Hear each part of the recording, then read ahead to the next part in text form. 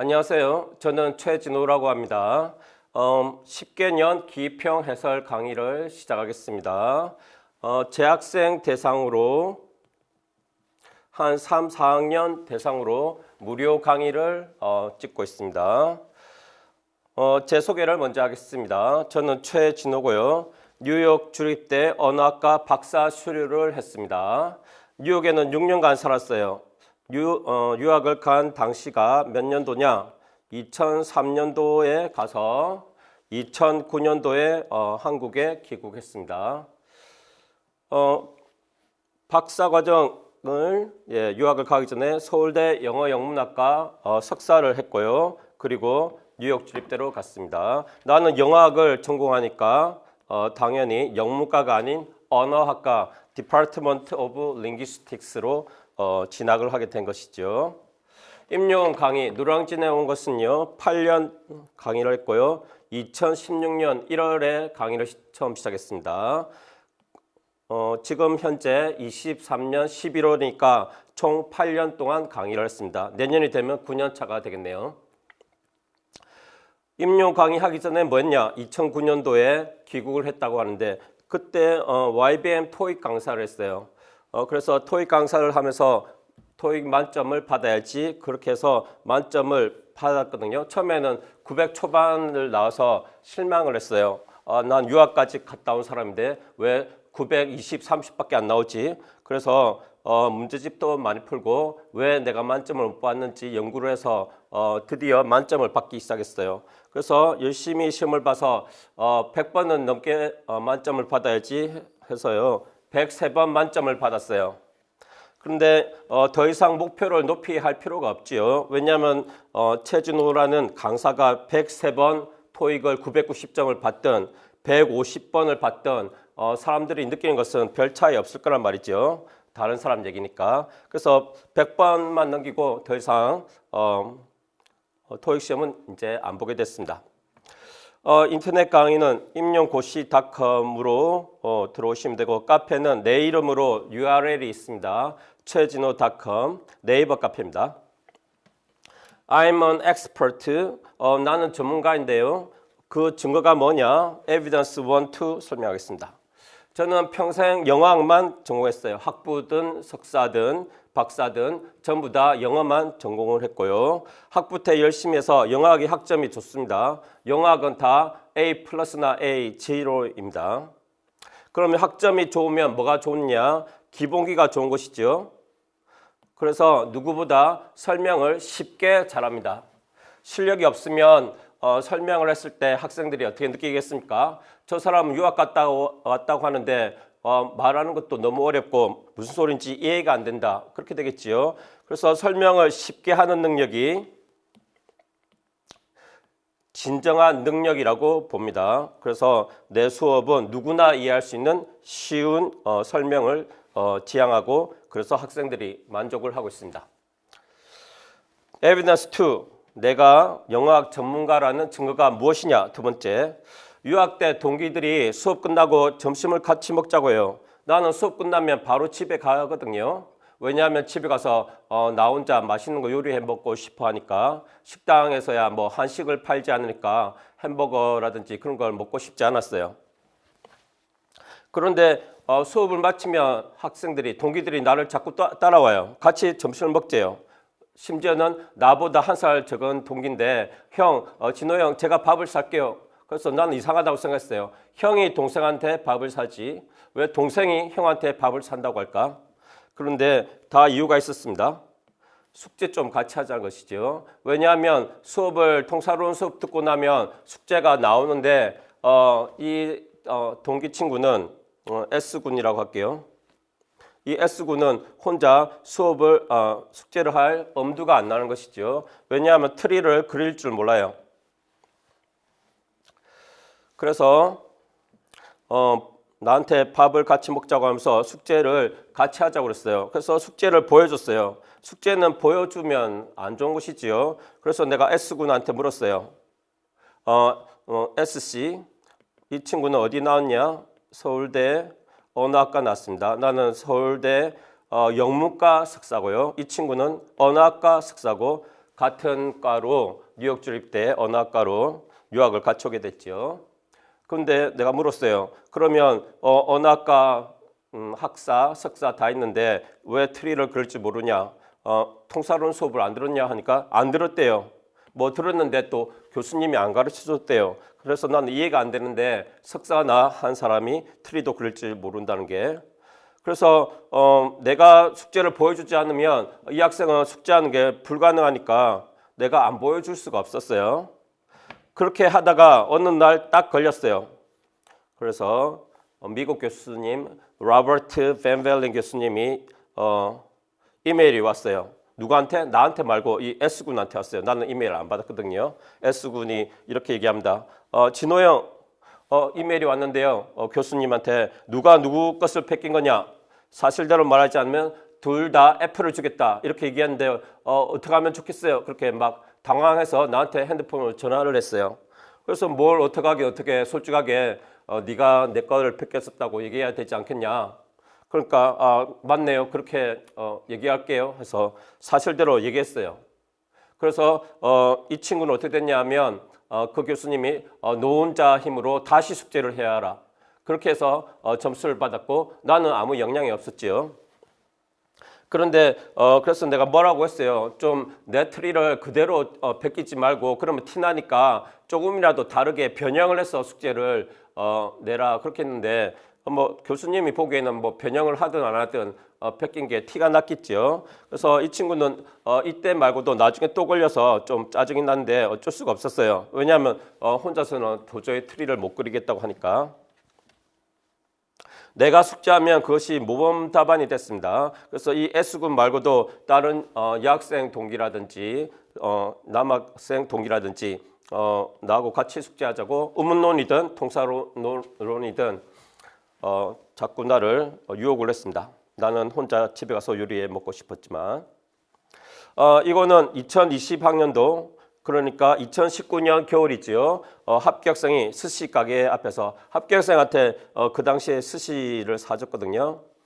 제 시험팀에서 나한테 이렇게 얘기했어요. 교수님은 어떻게 실제 시험과 거의 똑같은 문제들을 모고에 출제하시나요? 신기해요. 즉 시험장에 들어가면 이거 최진호 쌤이 쌤이 냈던 문제랑 똑같은데 그러면서 놀라게 됩니다. 왜냐하면 출제자가 최진호가 아닌데 문제가 똑같으니까. 이러한 예측 능력, 적중 능력 이런 게 내가 전문가라는 증거가 됩니다. 그래서 노량진에서 이렇게 영어학 문제를 적중시키는 사람이 나 말고는 없습니다. 다음 페이지 넘기겠습니다. 제목이 10년간의 서다평 기출 기평 해설이고요. 그 이전에 2013년까지는 객관식 문제가 있었어요.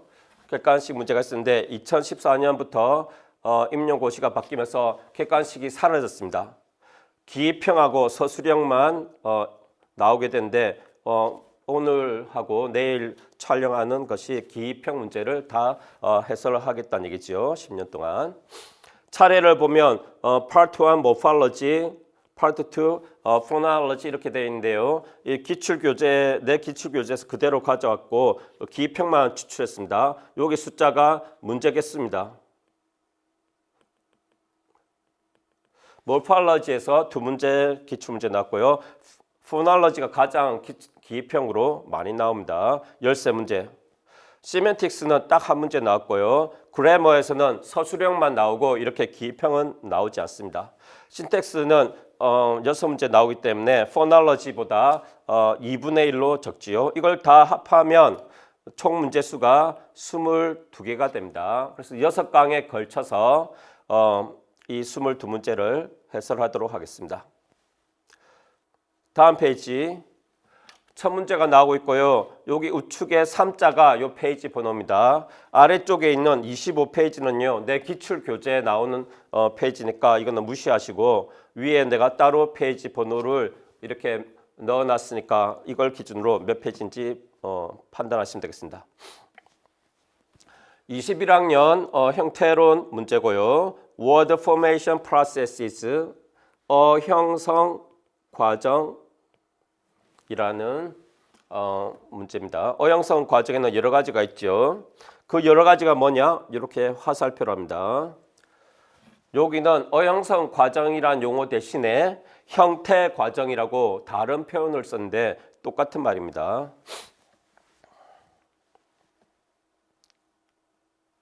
기입형은 모두 2점이고요. 서술형은 모두 4점입니다.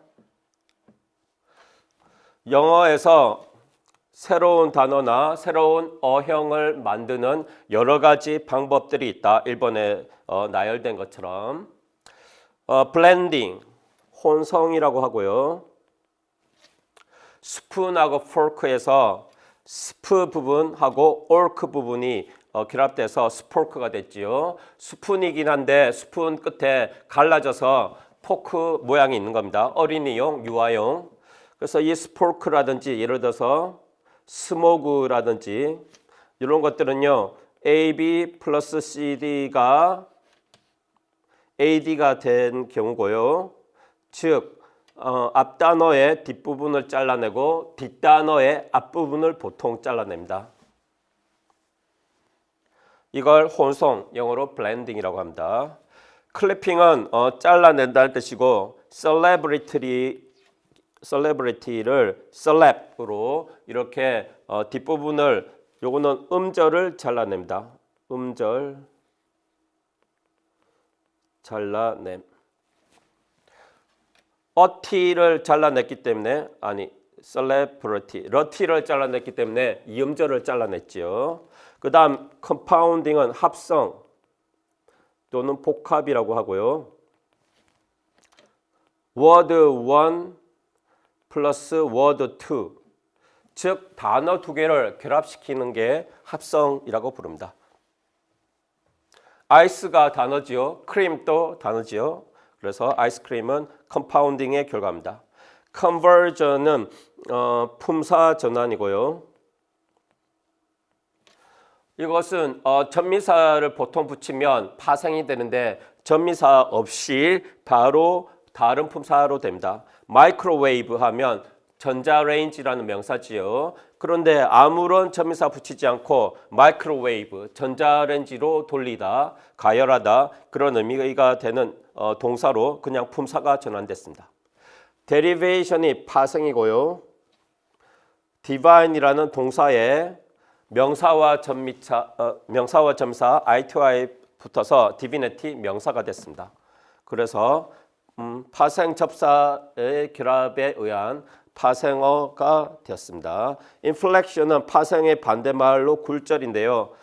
ed 같은 과거를 나타내는 점사 붙어서 wanted, 과거 동사가 됐습니다. 그래서 굴절은 문법 기능을 하는 전미사를 가리킵니다. 문법 기능을 하는 전미사가 붙었을 때 파생은 문법 기능이 아니라 의미가 있습니다. ITY는 명사라는 특성이라는 특성이라고 적게요. 디바인한 특성이라는 뜻이 있습니다. 그런데 wanted는 과거를 나타내지 특별한 의미가 없습니다.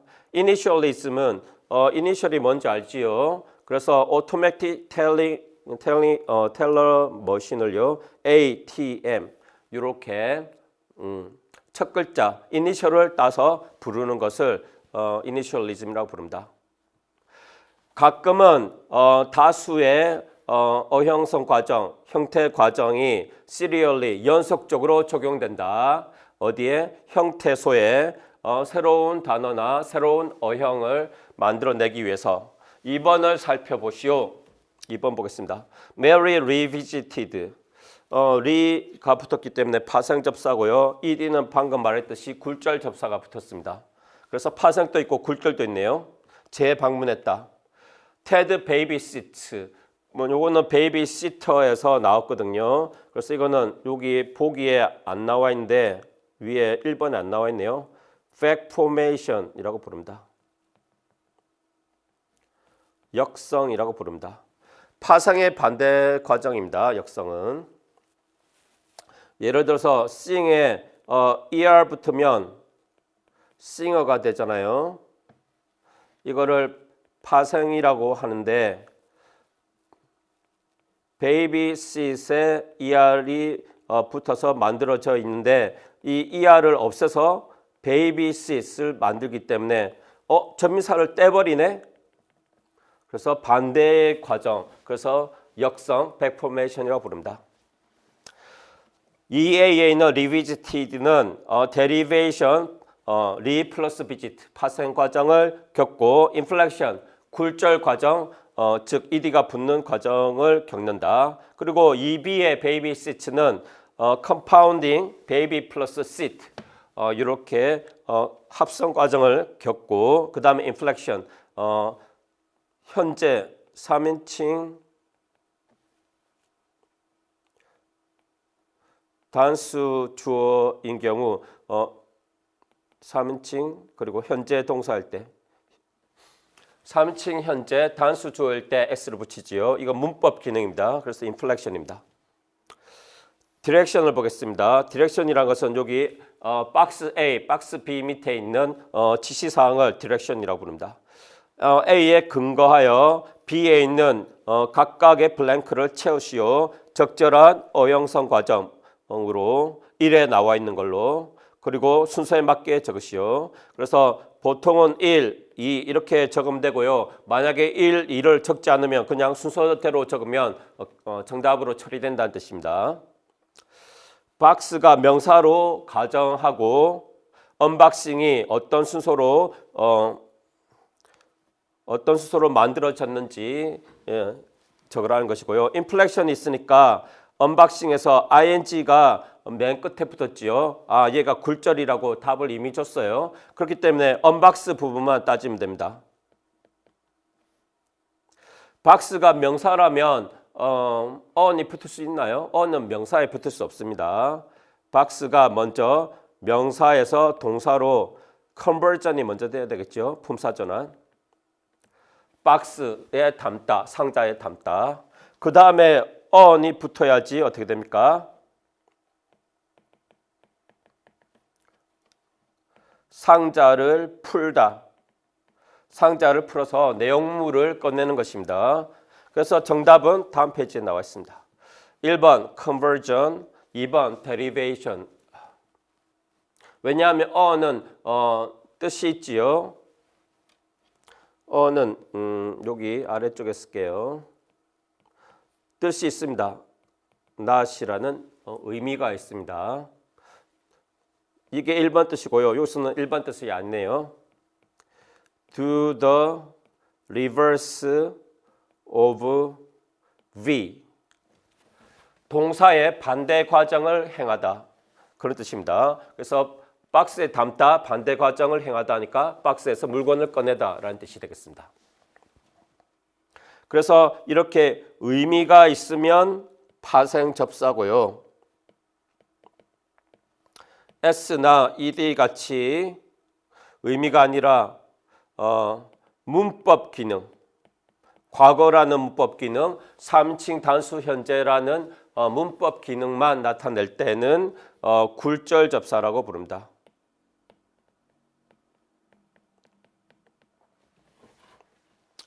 내 교재는 기출교재가 설명이 아주 잘 돼 있어요. 그래서 내 교재가 잘 팔리거든요. 잘 팔린단 말은요. 내 기출 강의를 안 듣는 타팀 강의를 듣는 학생들조차 기출교재로 내 걸 사본다고 합니다.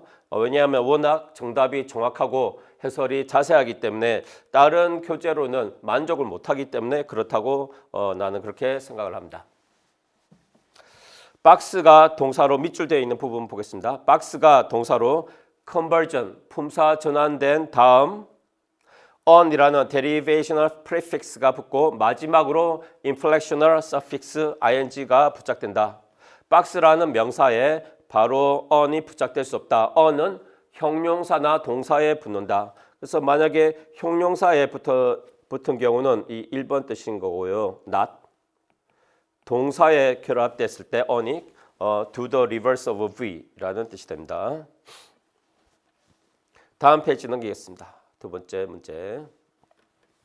23년 문제면요. 이게 23학년도 문제라는 뜻이고요. 딱 1년 전에 2022년 11월 시험을 가리킵니다. 그러니까 올해 23학년도 11월 말에 보는 시험은요. 24학년도 문제 그렇게 부르게 됩니다. 1년 전 문제 딱 끝난 문제 보겠습니다. en suffix constraint on derivation 파생에 가해지는 제약이란 뜻입니다. 파생에 가해지는 제약. 이 문제가 처음 나온 게 아니고 06년도에 유사한 기출문제가 en suffix가 이미 나왔습니다. 그래서 기출문제는 같은 개념이 약간 다른 측면에서 다시 출제됩니다. 17년 만에 나왔네요. distinctive features 올해 예상 문제라고 내가 적어놨지요. distinctive feature는요. 올해 기입형으로 나오든 or 서술형 문제로 나오든 시험에 한 문제로 나온다고 봅니다. 그래서 여러분이 24학년도 문제가 11월 말에 이제 실제로 나오면 정말 distinctive feature가 나오는지 안 나오는지 보고 나의 예측력이 좋다 아니면 형편없다 그렇게 판단할 수가 있겠습니다. 언어음의 변별적 자질은 아주 중요한 역할을 한다. 많은 형태 과정에서 suffixation, 접사 첨가를 포함한 여러 형태 과정에서 중요한 역할을 한다. 뭐가요? distinctive feature가 접사 첨가 과정들 중 하나는 suffix en과 함께 동사의 형성이다. 동사의 형성 과정이다.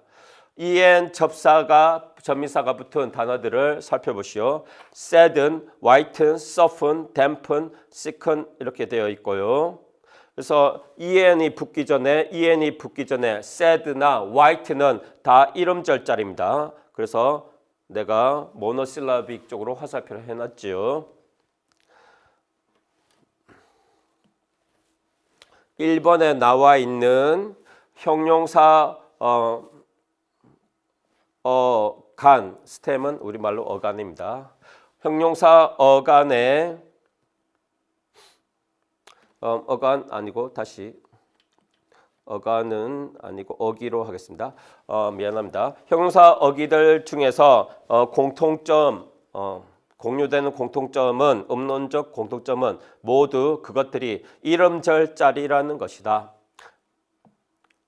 다음 문장 동사를 형성하는 접미사 e는 아주 다양한 이름절자리 형용사에 부착이 된다. 하지만 가끔은 잘못된 접미사가 첨가된 형태의 단어가 잘못된 형태가 만들어지기도 한다. 즉 en 접미사가 붙을 수 없는데 넣어서 만들면 틀린 단어, 불가능한 단어가 만들어진다는 얘기입니다.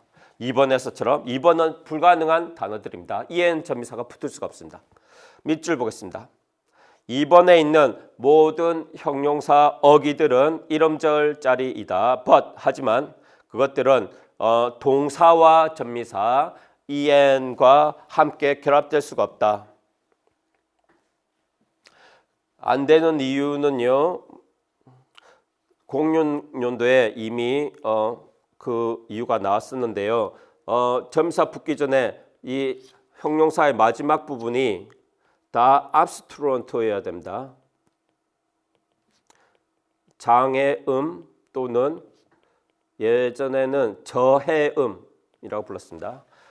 장애음, 저해음으로 끝나야 됩니다. 그런데 이번의 경우는 뭘로 끝나느냐 하면 사너런치로 끝납니다.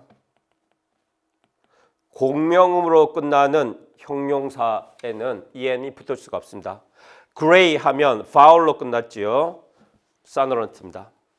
그 다음 mean은 nasal로 끝났지요. 비음. poor 할 때 r 발음 liquid로 끝났지요. free 하면 vowel로 끝났습니다. 그리고 tall 하면 liquid, 그 다음에 slim 하면 nasal로 끝났습니다. 이렇게 공명음으로 끝나면 공명음 암기법 알려줄게요. NLGV 이렇게 외웁니다. nasal liquid glide vowel NLGV로 외우고요. 사너런트는 어떻게 외우느냐? 사너런트가 아니고 abstract라고 외웁니다. spa. Star Fricative Efficacy, SFA NRGB. 이번에 있는 단어들이 unattested, 증명되지 않은, 이번에 있는 단어들이 왜 증명되지 않는지, 증명되지 않는다는 말은요, 그런 단어가 영어에서 나타나지 않는다라는 뜻입니다. 왜 영어에서 나타나지 않는지 설명하기 위해서 우리는 또 다른 의문적 자질을 필요로 한다. 디스팅티브 피처 중에 하나를 참조하는, 영어에서 모음과 자음에 대한 변별적 자질들 중 하나와 관련되어 있는 의문적 자질이 필요하다. 왜 2번이 안 되는지 설명하려면 테이블 3는 유명한 디스팅티브 피처들 중 일부들을 보여준다. 모음과 자음에 대한 1번과 2번에 있는 형용사 어기가 끝나는 모음과 자음에 대한 디스팅티브 피처입니다. 여기에 보면 필기가 이렇게 되어 있죠. 디스팅티브 피처의 플러스 마이너스 값이 이렇게 제시문, 제시문은 지문을 가리킵니다. 지문에 주어져도 읽지를 말 것, 시간 낭비가 심합니다. 무슨 소리냐? 이렇게 시험에 나왔을 때 바울은 디스팅티브 피처 컨소넌탈은 마이너스 값을 가지는구나. 맞군.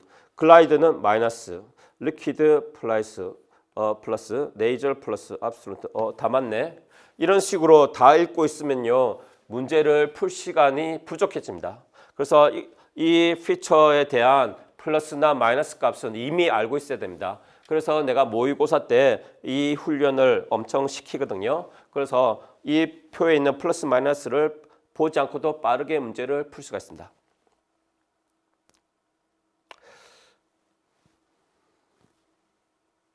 다시 이제 요약을 하겠습니다. 1번에 있는 단어들은 왜 en 첨미사가 붙냐 하면 의문 조건을 지킵니다. 1번 모노실랩으로 끝나야 된다. 아니 모노실랩ik 이름절이어야 된다. 두 번째 형용사가 abstract로 끝나야 된다. 이걸 둘 다 지키니까 en이 붙어요. 2번은요 gray, mean 이름절 모노실랩ik 조건은 지켰어요. 근데 2번 조건을 안 지킨 것이죠. 사운드로 끝나면 안 되고 abstract로 끝나야 되거든요. 그런데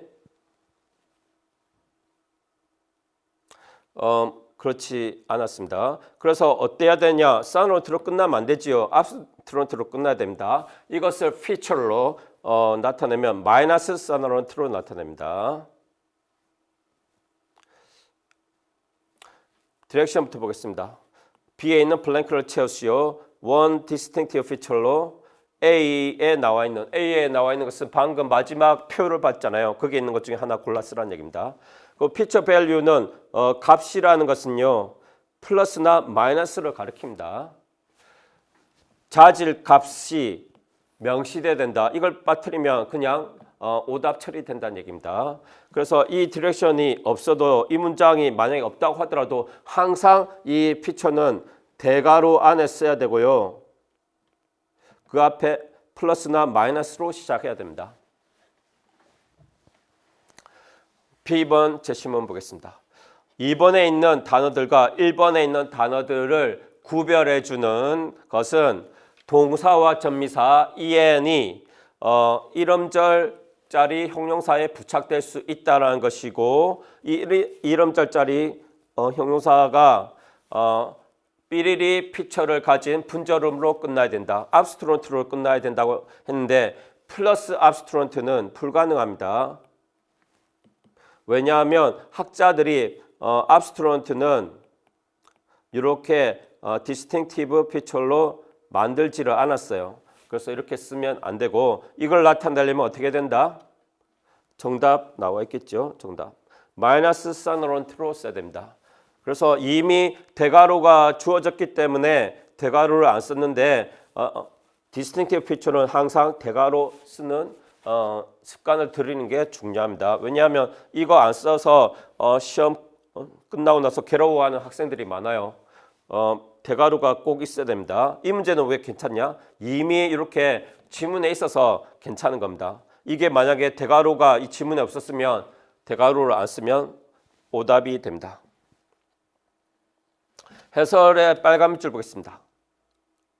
빨간 밑줄 위에 요것도 볼게요. 06년 전국 문제 EN 서픽스가 이 기출문제 내용을 디스팅티브 피처를 묻는 문제로 23학년도에 다시 출제했다. 06년도 문제에서는요, 이렇게 디스팅티브 피처를 묻지를 않았습니다. 그래서 약간 변형 문제가 되면 다시 출제 가능합니다. 별표된 거 봅니다. 영어 임용고시는 기출 문제에서 물었던 개념은 약간 다른 측면에서 묻는 문제로 반복해서 출제됩니다. 그렇기 때문에 기출 문제를 무한 반복해서 복습을 하는 게 매우 중요합니다. 그래서 5, 6월에 기출 강의를 하거든요. 그러면 6월 말에 종강을 하죠. 그렇다고 해서 책을 안 보는 게 아니라 11월 말 시험까지 무한 복습을 하라고 내가 권장을 합니다. 그래야지 합격하기가 쉽습니다. 다음 페이지.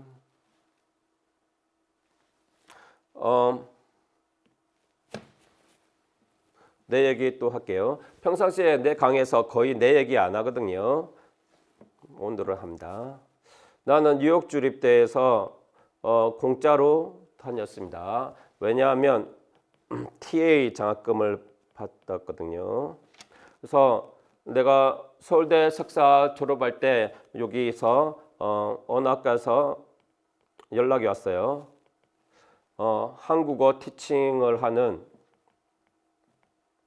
TA 장학금을 주려고 하는데 그렇게 하면 우리 학교에 와주겠냐 그렇게 얘기를 했어요. 그래서 나는 한국어를 가르쳐 본 적은 없다 그렇게 했는데 괜찮대요. 그냥 와서 하면 된대요. 그리고 조금 트레이닝을 시켜준대요. 그렇다면 나야 좋다고 그랬어요. TA 장학금은 뭐가 좋냐면요, 투이션 전액 면제, 즉 등록금을 안 냅니다. 800불 매달 생활비 줍니다. 그러면 800불이면 약 100만 원 정도 되겠죠. 그래서 100만 원 가지고 그 대학생용 집에 기숙사 집인데 타운하우스로 되어 있습니다. 1층짜리 집으로. 그래서 기숙사가 아니고 그냥 단독 주택입니다. 그래서 룸메이트 한 명이랑 같이 사는 것이죠. 1+1로 두 명이서 삽니다. 그런데 방은 1층, 2층으로 되어 있어서 복층으로 되어 있어서 살기 좋습니다. 생활비 주면 렌트비 이 당시에 아마 $450였던 것 같아요.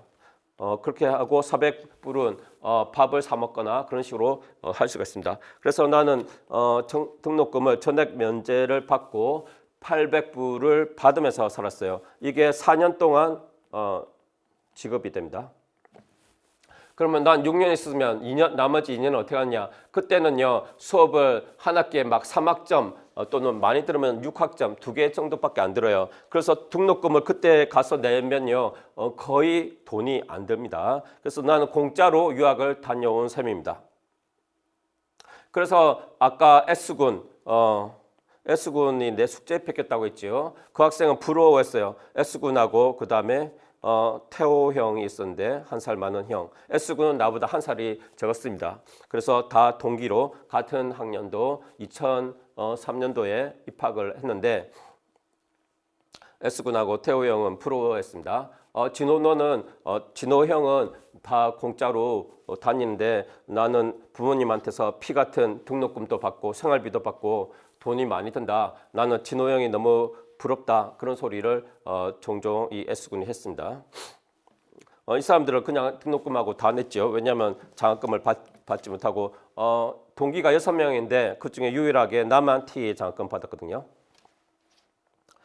그리고 그러면 한국어 티칭이라고 했죠. 그래서 강의 조교입니다. TA라는 게. 그래서 Korean 101 이게 초급이죠.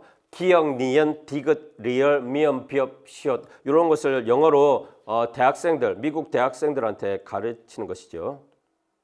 고급으로 가면 코리안 201, 201, 202 이거는 중급 한국어 정도 됩니다.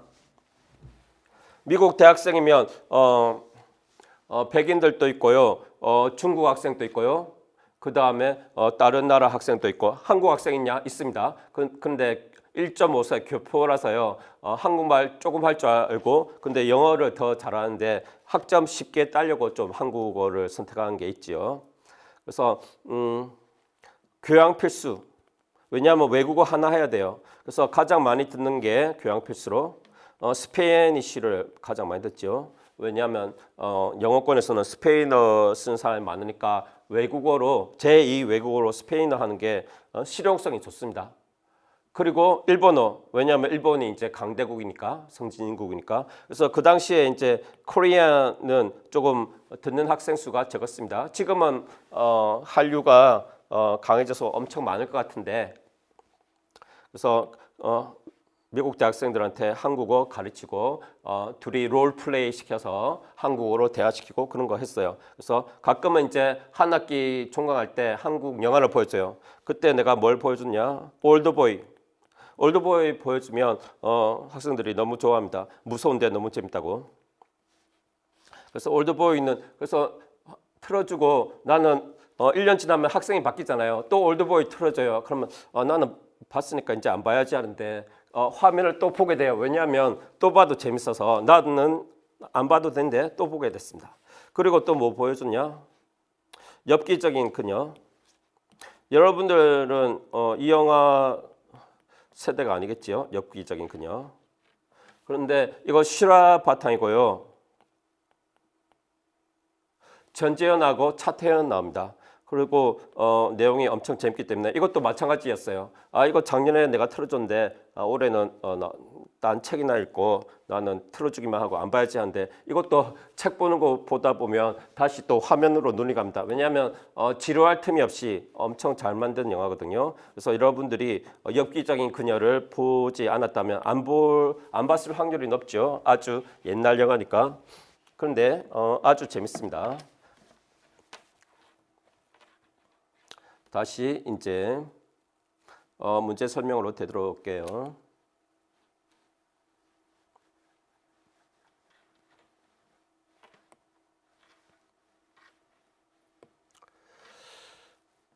이것은 영교 문제이기도 하고 영어 문제이기도 하다라고 적혀 있지요. 그래서 어떤 개념은요, 영어 교육학에서도 배우고 영어학에서도 배웁니다. 17학년도 Distribution of Speech Sounds, 언어음의 분포, right, light 이렇게 되어 있고요. 내 기출 교재의 특징이 이렇게 문제 제목이 모두 있다는 것입니다. 내가 제목을 붙인 것이죠. 그런데 다른 영어 강사의 교재 보면 이런 제목이 없어요.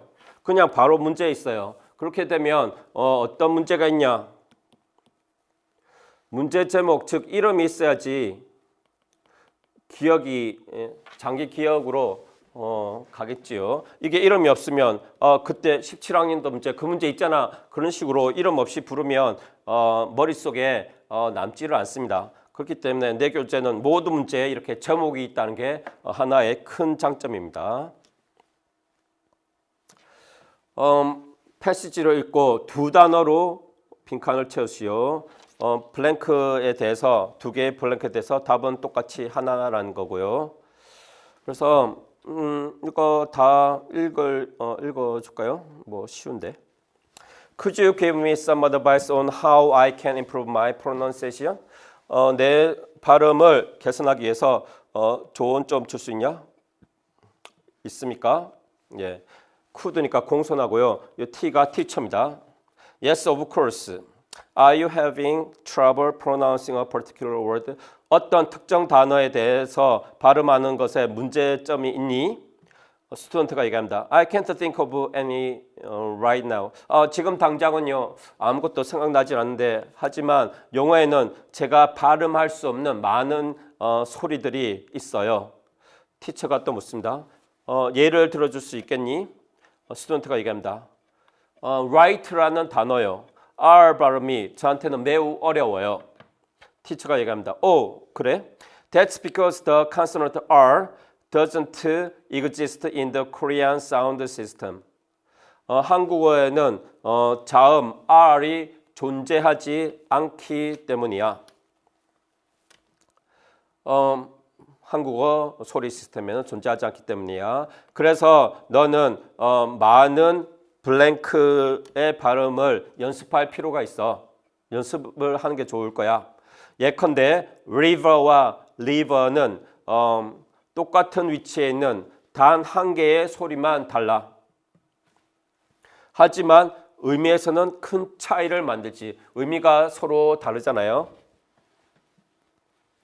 그래서 이걸 전문용어로 뭐라고 하냐? contrast. 대조를 보인다라고 얘기합니다. 대조를 보인다는 것은 meaning difference가 있다는 뜻입니다. 스튜던트가 얘기합니다. I see. 알겠어요. 그러니까 fine하고 pie는 또 다른 삐리리의 예겠군요. 맞지요? 그렇게 얘기합니다. 이 정도 되면 답이 뭔지 알아야 되고요. minimal pair가 맞을까요? pairs가 맞을까요? 요 두 번째 빈칸에서는 알 수 없고요. 첫 번째 빈칸이 힌트가 됩니다. a lot of 다음에 뭐 써야 된다? 복수 명사. 그래서 s를 꼭 써야 됩니다. fine하고 pie는 minimal pairs의 또 다른 얘기겠군요. Teacher, yes, you're right. If you wanna be able to pronounce right, you first need to be able to hear the difference between right and light. right와 light 사이의 차이점을 구별할 수 있어야만 right의 발음을 너가 정확하게 할 수 있을 거야. There are so many other examples like rice and lice, road, load. 이런 여러 가지 또 다른 예들이 엄청 많아. 스튜던트가 얘기합니다. I can't hear the difference between those words either. 저는 그 단어들 들어도요 차이를 잘 구분 못하겠어요. Teacher, I know they are difficult, but with enough practice, 연습을 많이 하면 말이야, you will be able to hear the difference. 그 차이점을 구별해서 들을 수 있을 거야. And pronounce them correctly. 정확하게 발음할 수 있을 거야. 예시다바 minimal pairs. 영어 교육학 문제인 동시에 영어학 문제에 해당된다. minimal pair 단수로 쓰면 0점 처리되니까 주의할 것. 기평은 2점짜리라고 했지요. 그러면 S 안 적으면 마이너스 1점에서 1점 주면 안 되나요? 그렇게 얘기하는데 안 되는 이유가 이렇게 적겠습니다. 기평은 스펠링 하나라도 틀리면 알파벳 하나라도 틀리면 0점 처리됩니다. 왜 1점도 안 주느냐? 영어 전공자 시험이라서요. 임용고시는요. 영어 전공자 시험이라서 영어 전공자가 이거 단수 복수도 틀려? 이거 너무 심하다. 0점. 그렇게 처리되도록 교육평가원에서 정해놓은 것입니다. 여기까지 적혀 있듯이 1강이고요. 10분 쉬었다가 다음 페이지는 8페이지네요. 8페이지를 10분 후에 강의를 하겠습니다. 예, 휴식을 취하겠습니다.